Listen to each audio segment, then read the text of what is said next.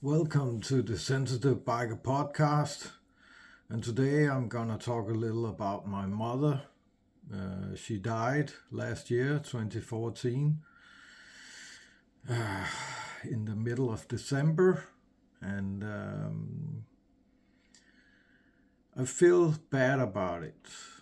And the reason I feel bad about it is because I don't feel bad about it. I didn't feel she was my mother. She was never there for me when I grew up.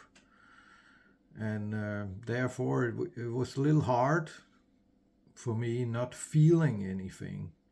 And I felt a little ashamed because I felt that I was supposed to feel something. But I didn't. I didn't feel anything.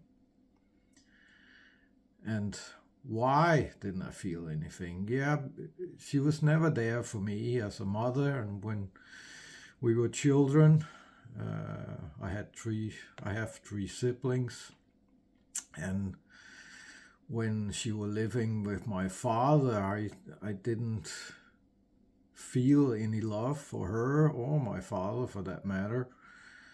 So it was very hard for me to get in contact with my mother because I didn't feel she was there.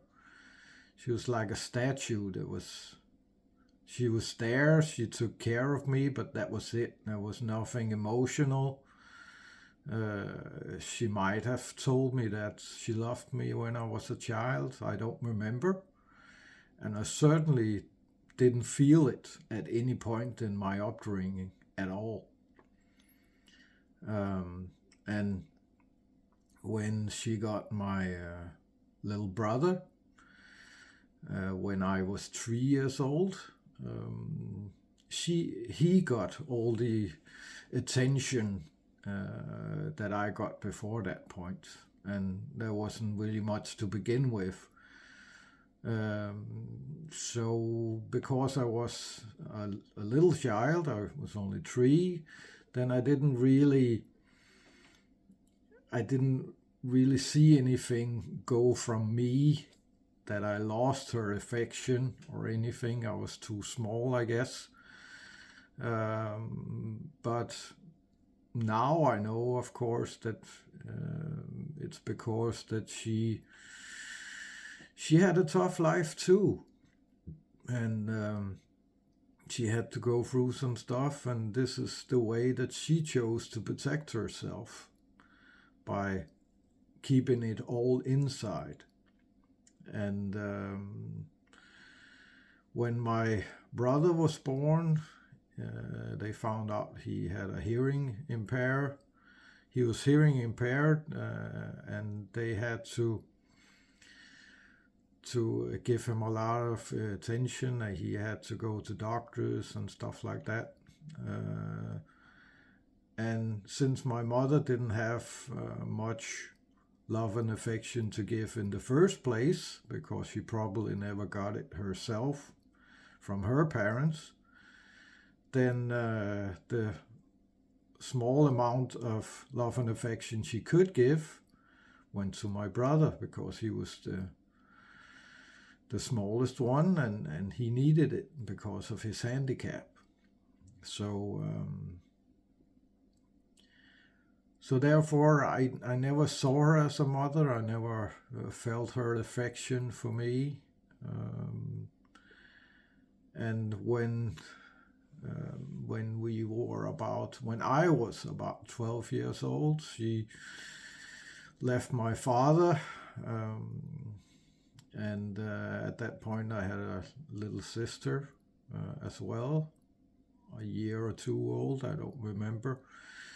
And by that point, the small affection that she had went to the little sister, and that created a lot of problems, because my little brother was used to getting his way, and he didn't like that someone else had taken his place at the top of the food chain. So he became a big problem. And when she left, She packed all her things. She left with my brother and my sister. I didn't want to go with her because I wanted to stay with my father, because I thought that she was kind of breaking up the family. It was her choice to leave. My father didn't want her to leave. My father was a drunken alcoholic, and he used to tell me that I wasn't worth anything, you will never amount to anything, you're stupid. And when he got too much to drink, he beat me up, my mother, and my brother too sometimes. So there wasn't much affection there either. But if I had to choose between my mother and my father back then, I chose my father, because I would rather get beat up than being ignored by my mother. At least my father talked to me, and he gave me some kind of affection. Even if it was only negative, it was better than nothing. At least that was what I thought back then. So I stayed with him, and my mother tried a couple of times to get in contact with me, but it didn't really work out, and I didn't feel that there was any need to reconnect when I was in my teens, and when I was a young man. I had my own problems back then. But when she left, when she packed all her things and left, she threw something out that I picked out of the trash. And it was this old cigar box I found. And inside the cigar box, there was this. This is from my belly button when I was at the hospital when I was born. Clips you put on. And there was this arm or leg band. I don't know where it was, but it was mine. There's my name on it and my date of birth. And then there was this, a piece of my hair. And she'd thrown it all in the trash. And I thought that by finding this, I actually felt that she had thrown me in the trash, because she was leaving, and this was something that was very important to me, that was part of me and my life, and she saved it all these years, and now she just threw it in the trash like it was nothing. So I felt that she didn't love me, and she probably never had. So that was kind of point of no return for me. I didn't want to have anything to do with her.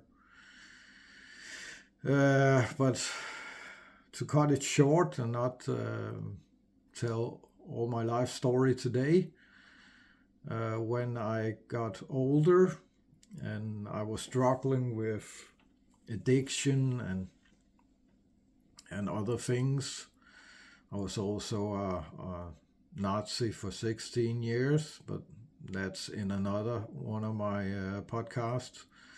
Most of all because I hated myself, but I couldn't live with that. So it was easier hating everybody else, people I didn't understand or people I was afraid of. So yeah, that was a tough period. But about 13 years ago now, I changed my life in something called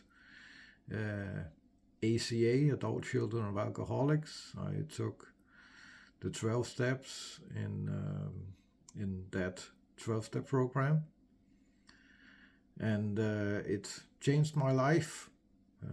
And While working on myself with these 12 steps, I realized midway, I think, or something like that, that I need to find peace with my mother, to forgive her in some way, because I could feel that the hatred to my mother was rubbing off on my female relationships. And I knew that if I wanted a better life for myself, I had to do something about it. I have to have some kind of relation with my mother, and forgive her, at least for my sake, not for hers. Because hatred is like drinking poison and hoping that the other person is gonna die. It doesn't hurt the other person, it only hurts me. So I took that decision. I contacted my mother after many years, and I started having some kind of relations. Until that point, I've only seen her a couple of times a year, when she stopped by for a half cup of coffee and gave me my birthday present or Christmas present. That was it. But I started having some kind of relation with her. I didn't feel she was my mother. She was just like a friend, or not really even a friend. But I tried to understand her. I tried to talk with her to get some kind of closure in a way. It never worked out really, because she didn't want to speak about many things. My mother was the type of person that locks everything in, and if we pretend it didn't happen, maybe it will just disappear. And that's how I tried to live my life. That's how I got to be an alcoholic and an addict in many ways, trying to fill that big void in my inner self, but it didn't work at all. But also, I managed to forgive her for everything, even though I still have a hard time calling her my mother. But when she was lying there dying of cancer, I was by a couple of times at the hospital. I held her hand. I told her I loved her, because I think it was necessary for me to at least give her something of what she wasn't able to give me in the last time we had together. I wasn't there a lot of times. My sisters and brother was there much more than I were, and I'm fine with that. It didn't feel I didn't have the need to be around her that much. But I struggled a lot with the feeling that I didn't feel anything. That was the worst part, actually. Not that my mother was dying, or that I was never gonna talk things out with her. The worst thing was actually that to realize and accept that I actually don't feel anything. And one thing that I was looking forward to at the funeral was, I haven't seen her part of the family for many years. I haven't seen my cousins since I got communed. So that's a lot of years ago. I'm 48 now, and but I never felt welcome in that side of the family. It was like I was never good enough for them, and even my brothers and sisters were never invited to anything after they were 18. So we never had any real contact with that side of the family. And when we saw each other at family parties or birthdays or whatever, it was always service level contact. It's like you talk about the weather and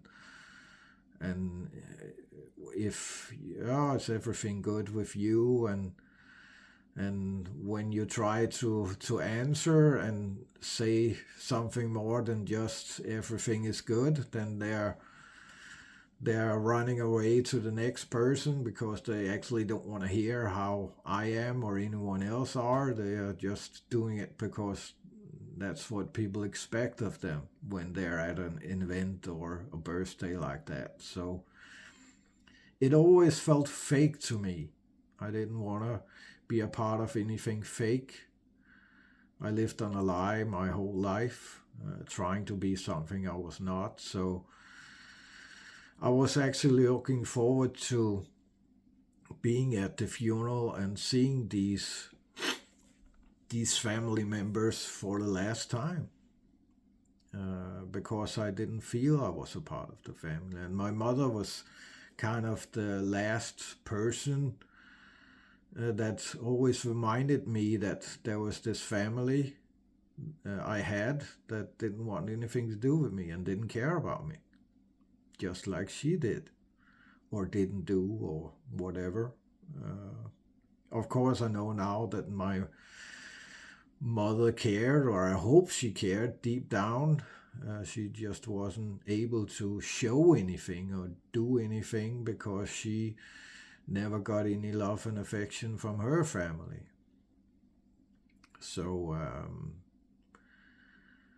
that was a big pill to swallow, but I was actually looking forward to, not that my mother was dying, but I was looking forward to seeing them one last time and knowing that this will be the last time.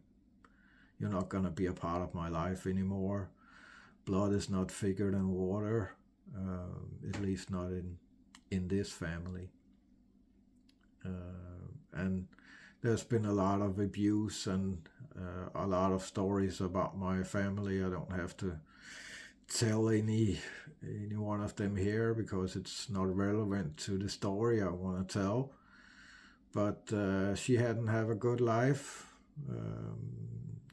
and not a very good childhood. And a lot of my other family members on her side has not either. On my father's side, a lot of them are alcoholics too. They're just more blue-collar guys. And my mother's side of the family, I would say more white-collar or even businessmen. So it's two different worlds, and maybe that's some of the reluctance lies in that as well, of letting us be a part of whatever this sick family is. And when I saw them at the funeral, they didn't disappoint. It was just like I thought it would be. Many of the people that was there, they went around me and my girlfriend. They ignored me. They when they were going into the chapel to pay their respects to my mother, they went to my brother and sisters, not to me. And that was just for me a good reminder that this is the right decision. I don't want to be a part of anybody's life that don't want me to be a part of their life. I don't need them.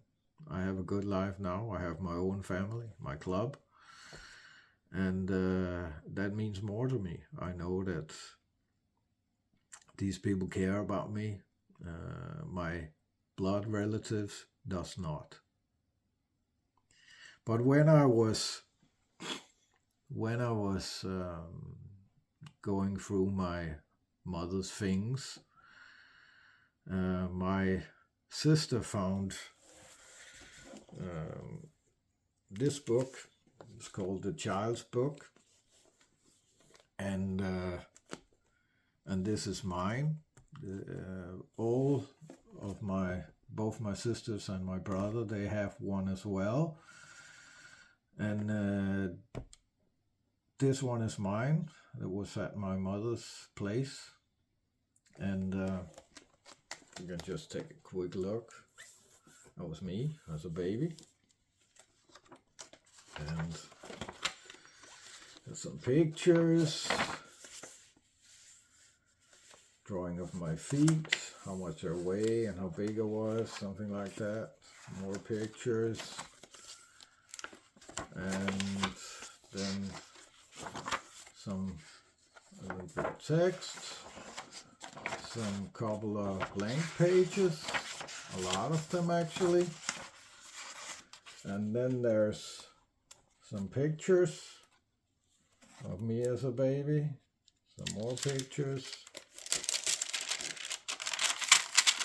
of me and my mother, and me again, a lot of pictures of me. But then there's one picture, and the rest of the book, oops, blank. She never finished it. She never finished my book. She finished my sister and my brother's book, but she never finished mine. The oldest son, the black sheep of the family. So I can sit here and feel sorry for myself. I don't care, because my mother's not here anymore, and I know she did the best she could. It wasn't good enough, but now I know that she couldn't have done it otherwise, because of her family and what they didn't give her, what she needed when she was a child. She didn't get any love and affection. So of course she couldn't give me any love and affection in return, because she didn't know how, because she never got it herself. And that's a little sad. I feel sad for my mother, but that's all. Life goes on, and I have other problems, and that's just a chapter that's closed, a chapter from my past, and I can focus on something else now. But I don't feel bad. I felt bad because I didn't have any feelings for my mother when she was sick, but after she died and after the funeral where I saw my family for the last time, I don't feel anything anymore. I accepted that that's just how I am. I don't care if other people think that I should be more sad or I should feel more for my mother, because they're not me. They have never felt my feelings. They have never felt my thoughts or experienced my experiences. So they are not me, and they cannot know what pain I grew up with, what challenges I have, what fears and stuff I think about every day. They don't, because they're not me. So they cannot judge me. And it doesn't matter anyway, because I'm probably the worst judge about myself. But yeah, that's how life is. I guess. Yeah, that's just something I wanted to share with you. There has been a while before I put out a longer video than the small ones I put out every day. So I just wanted to share what was going on and what I have been struggling with for some time now, or some of the things, and hope that you can use some of it, or if you can't, just throw it away. But for me, it's been good talking about it.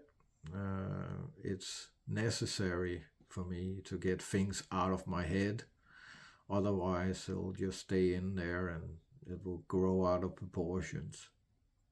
It's a good way of not overthinking for me, to go to my meetings and talk to other people and listen to them talk about their feelings and their thoughts and their problems. It helps me figure out my problems, and I can see myself in them in more different ways than I ever thought was possible. So this 12-step program in ACA or Narcotics Anonymous, which is also one of my places where I go for meetings, it saves my life, and it keeps on helping me on a daily basis. So one day at a time, and remember, don't have a good day, have a great one. See you. Peace.